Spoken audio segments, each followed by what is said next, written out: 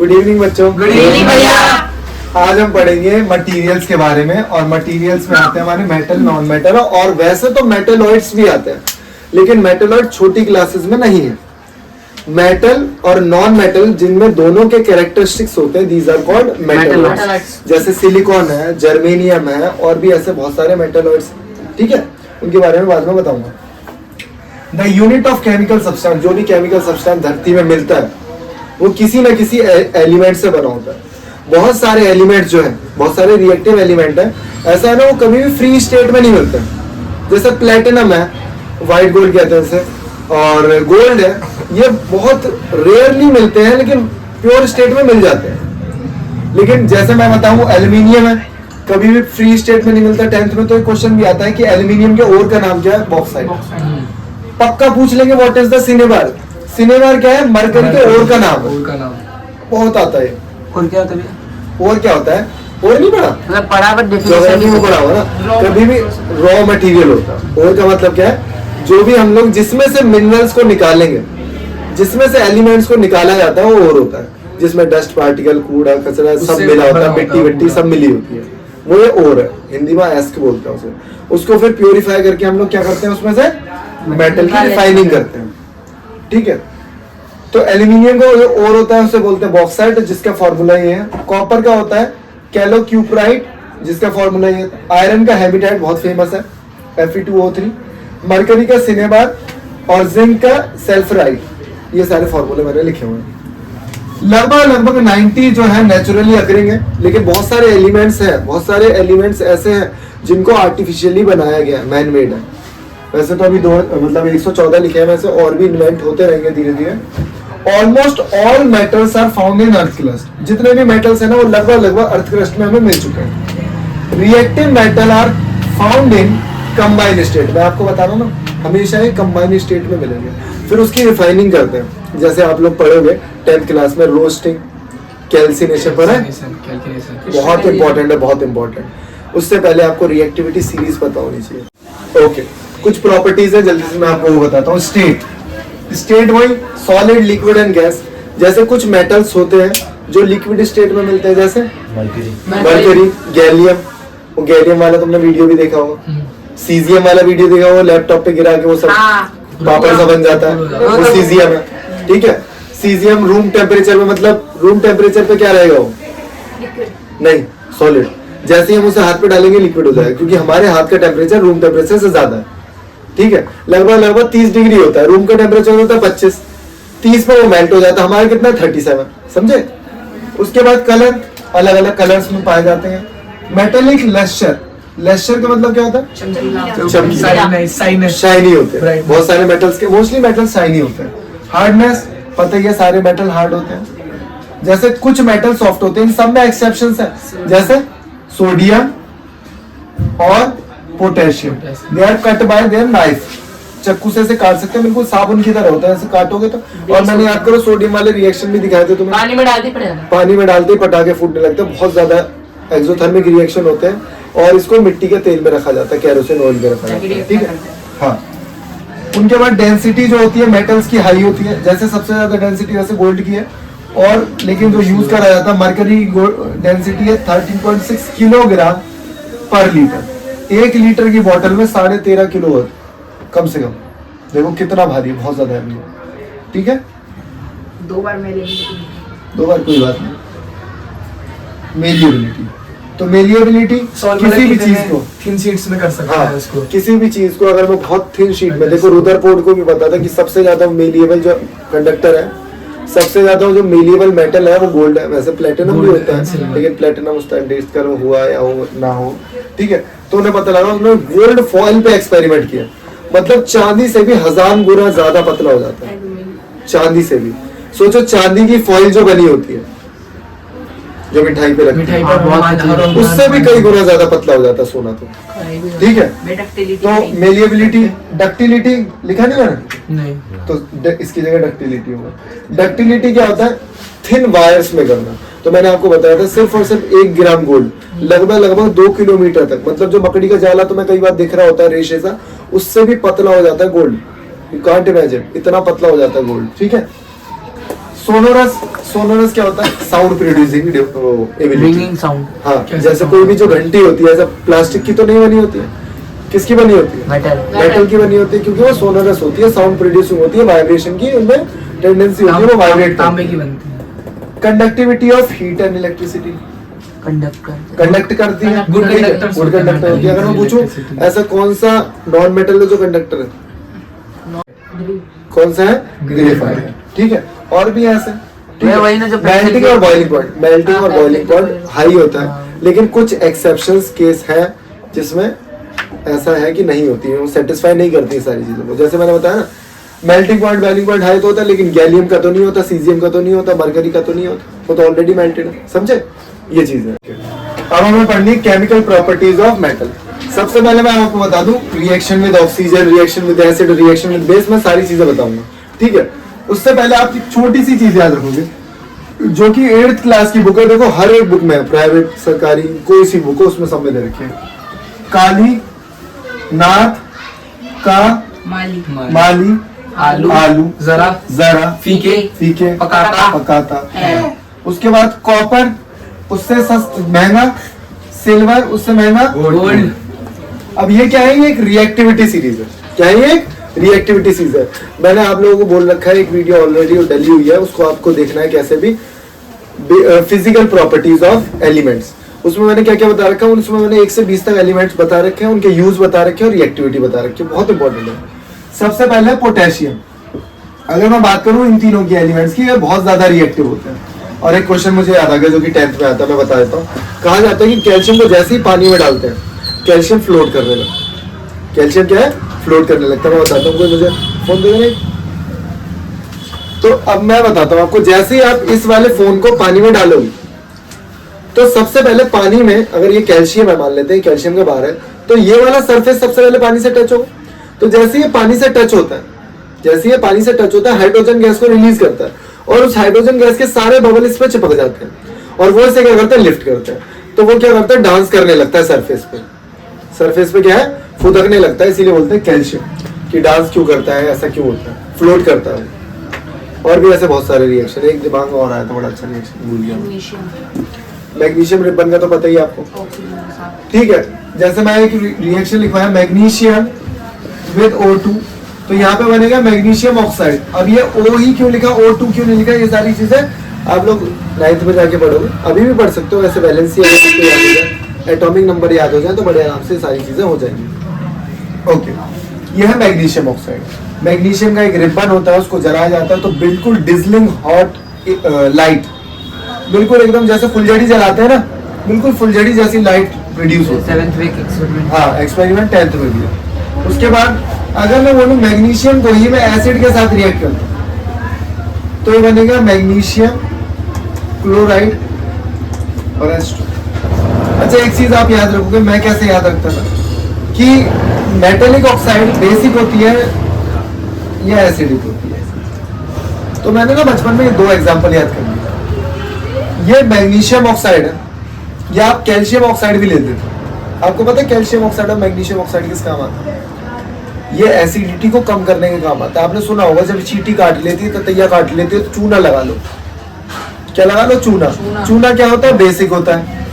ततैया में जो मिथेनोइक एसिड है वो उसको न्यूट्रलाइज कर देगा, तो जलन हमारे कम हो जाएगी।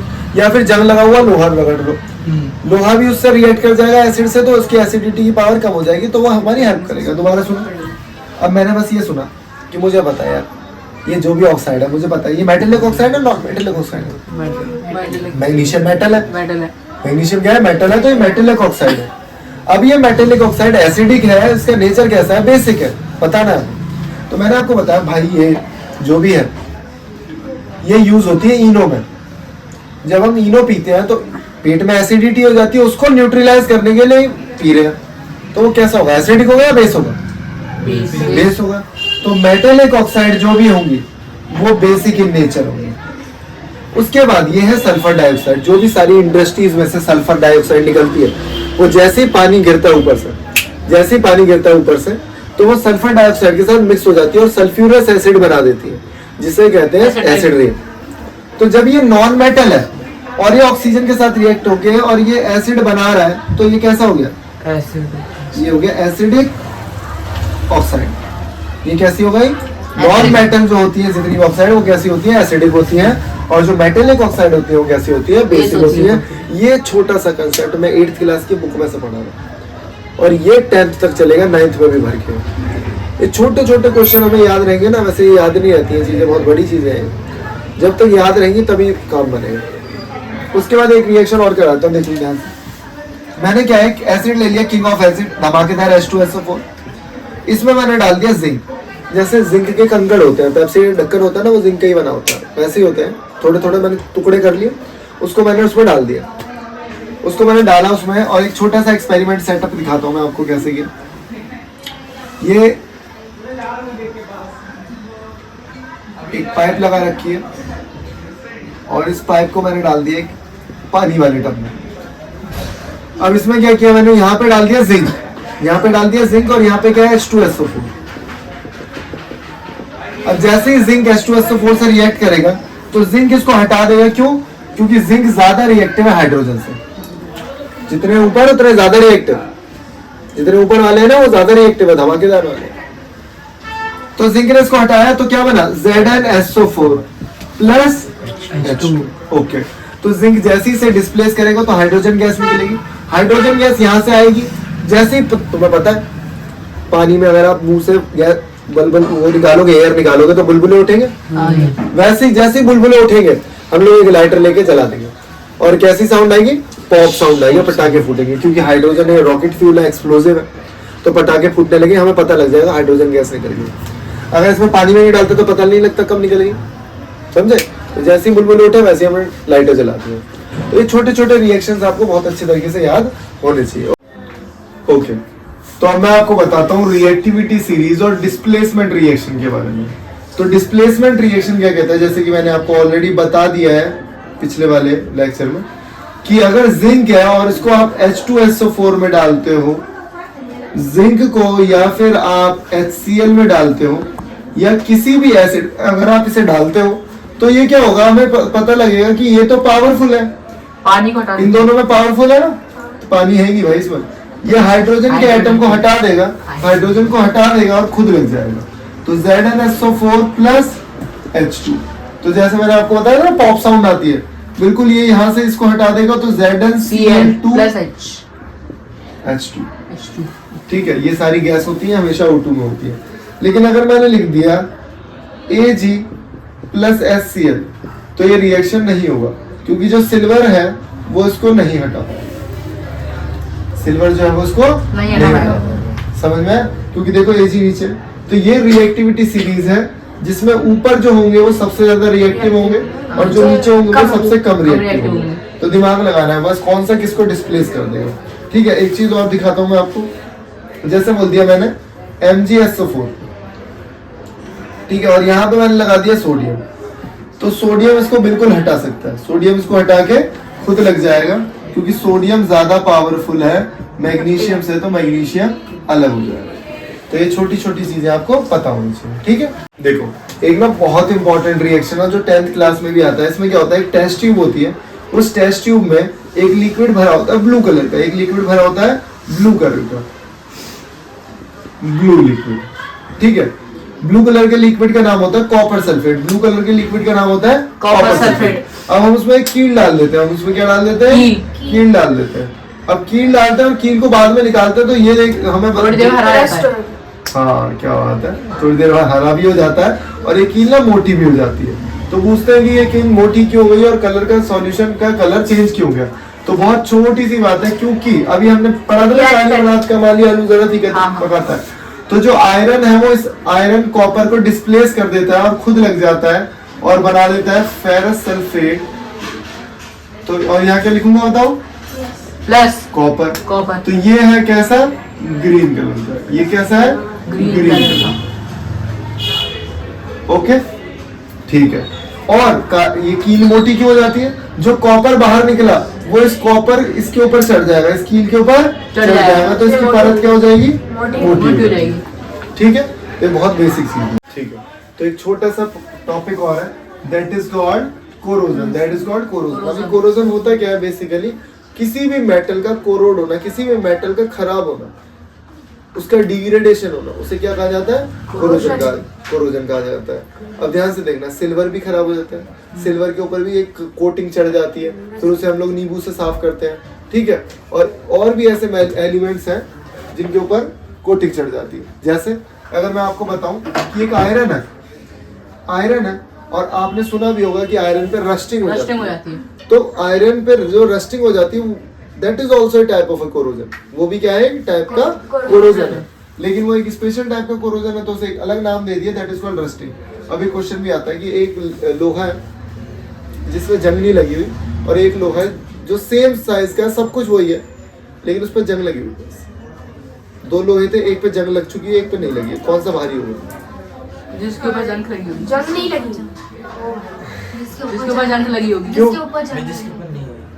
क्योंकि उसके ऊपर क्योंकि वो थोड़ा कम हो गया है। दोनों का आंसर सही है, सुन लो मेरी बात। अब सारा सीन ये है कि जब जंग लगती है, तो मैं पहले यहाँ जंग का फॉर्मूला लिख देता हूँ, Fe2O3 डॉट XH2। ये तो जंग लग चुकी है, ये है जंग, लेकिन उसने बोला कि जंग लगने के बाद ना ये गिर जाती है नीचे, तो इसलिए आयरन हो जाता है हल्का। लेकिन अगर जंग लगी रहे उस पर, तो वो भारी हो गया, क्योंकि उस पर और ये हाइड्रोजन के मॉलिक्यूल भी तो है, पानी के मॉलिक्यूल भी तो चढ़े हुए, तो वो भारी है असली में। दूसरी चीज बताता हूँ, जैसे एक और मेटल है एल्यूमिनियम, वो तो आयरन से और ज्यादा रिएक्टिव है, तो कहते हैं उस पर जंग क्यों नहीं लगती? आयरन के ऊपर भी एक ऑक्साइड की परत चढ़ जाती है, लेकिन वो रिएक्टिव नहीं, वो हटती नहीं है। मतलब आयरन के ऊपर क्या है, सॉरी एल्यूमिनियम के ऊपर क्या है, ऑक्साइड की लेयर चढ़ जाती है, और वो ऑक्साइड की लेयर हटती नहीं है, जिसके कारण क्या होता है, इसीलिए उस पर जंग नहीं लगता। वो उसे प्रोटेक्ट करती है, वो उसे प्रिवेंट करती है। जो एल्यूमिनियम ऑक्साइड चढ़ गया ना उसके ऊपर, वो हटता ही नहीं है, और वो किसी भी मेटल से, किसी भी चीज से, हर एक चीज से उसे बचाता है जंग लगने से, इसीलिए एल्यूमिनियम सेफ है, जंग नहीं लगता, ठीक है। ऐसी और भी बहुत सारे मेटल्स हैं जो कोरोड हो जाते हैं। कॉपर देखो, कॉपर के ऊपर एक और कार्बोनेट की लेयर चढ़ जाती है, तो कॉपर काला पड़ जाता है, फिर हम उसे नींबू से साफ करते हैं, किसी भी एसिड से साफ करते हैं ना, यही उसे इन सब को कोरोजन कहा जाता है, ठीक है। अब क्वेश्चन आता है कि इनसे बचा कैसे जाए? इनसे बचा कैसे? पेंट करके, इसको पेंट करके, ग्रीसिंग करके, और एलॉय बना के। बहुत बढ़िया, क्या बात है। एलॉय मतलब mixing of other elements like cobalt और निकल हम लोग आयरन में मिला देते हैं, वो स्टील बन जाता है, ठीक है। और बताओ, एक और बढ़िया सा वर्ड बताऊंगा आपको, गैल्वेनाइजेशन।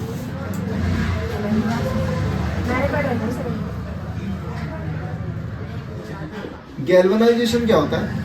एक मोल्टन जिंक होता है, मतलब जिंक को पहले पिघला के रखते हैं, तो और जो भी लोहे की बाल्टी वगैरह जो भी है उसको उसमें डाल देते हैं, उसमें डाल के फिर निकाल देते हैं, तो उसके ऊपर एक जिंक की परत चढ़ जाती है। तो जब जिंक की परत चढ़ जाती है तो वो रस्टिंग नहीं होती, उस प्रोसेस को क्या कहा जाता है? गैल्वेनाइजेशन। और भी बहुत सारे हैं कि उसको एयर ऐसे प्रूफ में रखा जाए, मतलब जहाँ पे मॉइस्चर ना हो, ठीक है, लेकिन ये तो पॉसिबल नहीं है। गर्म पानी से अलग तरह की जंग लगती है, ठंडे पानी से अलग तरह की जंग लगती है, तो ये अभी नहीं पढ़ना, तुम्हारे सिलेबस का पार्ट नहीं है, ठीक है।